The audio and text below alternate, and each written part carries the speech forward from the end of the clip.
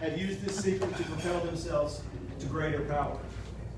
This secret, some of the richest people in the world have used this secret to propel themselves to even greater riches. Salespeople have used this secret to set world records that stood for decades on the amount of sales that they've sold. This is a secret you probably already know, and you probably don't do. But before I tell you the secret, I'm going to tell you about myself. My name is Terry Lancaster, and over the last 30 years, I've helped thousands of businesses sell millions of dollars worth of goods and services. I own an advertising agency. I've done that for the last 30 years. And I've spent the last 4 or 5 years in sales training. And I'm an unusual sales trainer because I'm the only sales trainer in the history of sales trainers who doesn't teach you how to close a sale. I'm the only history in the history of sales trainers that doesn't teach you how to overcome objections. I tell everyone, most sales processes, there's that one that window, depending on how you market, how long that window is going to be, where you have in-market buyers. That's the people who've raised their hands and said, I'm ready to buy. And then that's when you start selling. You got to walk them through the process. I have nothing to do with that window.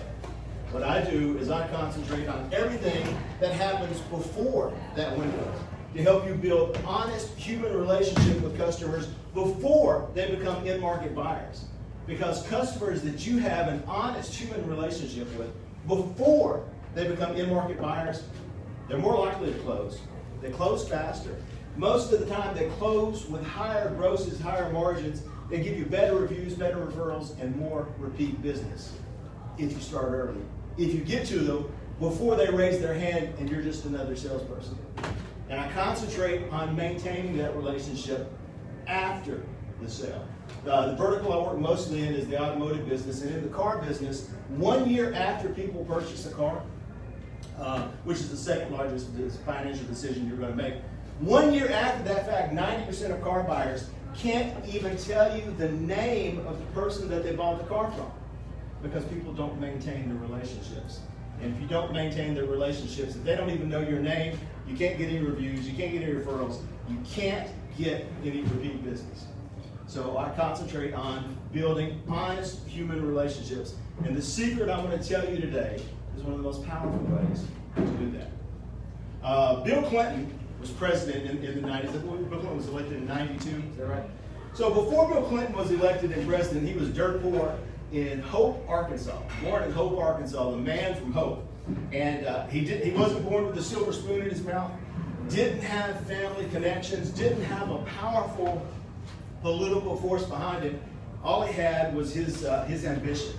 And he was an ambitious young man. He went to school in Hope, Arkansas, and ended up getting a Rhodes Scholarship and going to school in England. So in England, whenever this was probably in the late 70s when he was there, he tells a story about he was at this party. And he was at this party and he was meeting people, and every time he would meet someone, he would shake their hand, introduce themselves, gather some mental facts about them, and then he'd sneak off in a corner and he had a little black book, literally, a little black book, and he wrote down their names, wrote down some pertinent facts about them. And so people saw this.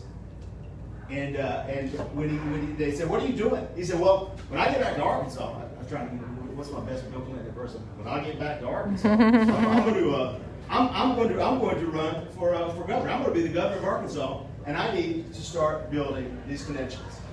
Then the next thing he would do is he would send all those people that he met at the party a card. "Thanks for chatting with me. So nice to meet you."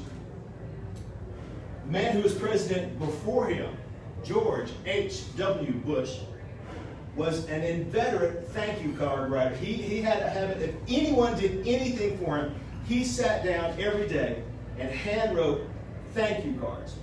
He wrote them to the guy who carried his luggage onto the plane. He wrote them to the Prime Minister of the United Kingdom. Anyone he met, anyone he had conversations with, anytime he did anyone for anything, he would send them a thank you card. And he started doing that when he was a young man, building oil wells in Texas. Probably did it before then too, because his dad, who was a senator, he had all the connections. George H.W. Bush was born with a silver spoon in his mouth.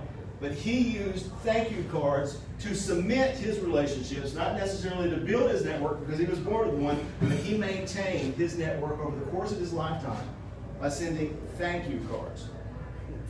I told you I work in the car business. A guy named Joe Girard. In 1973, Joe Girard sold 1,483 cars. That's about 120 cars per month. The average car salesperson at the time sold 8 cars a month. He was selling 15 times the national average, set the world record for the number of cars ever sold.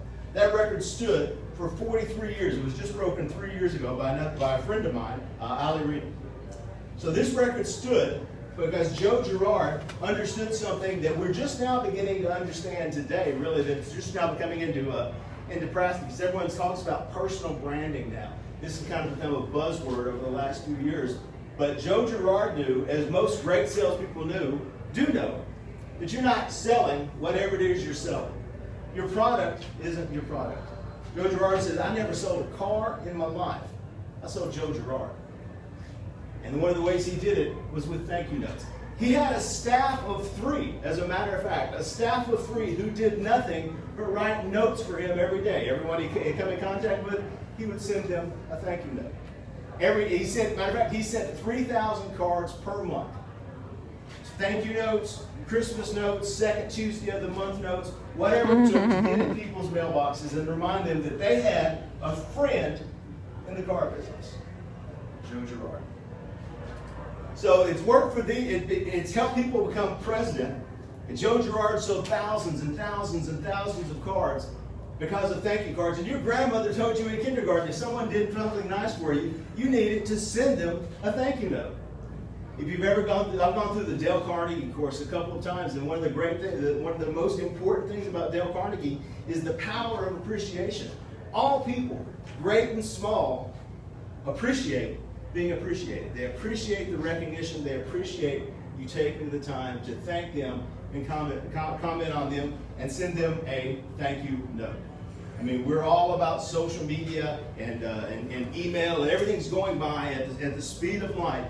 But there's something about getting a note, a handwritten note, any kind of note, whether it's a thank you note or a birthday. Who got a birthday card in the mail from anyone besides your mother?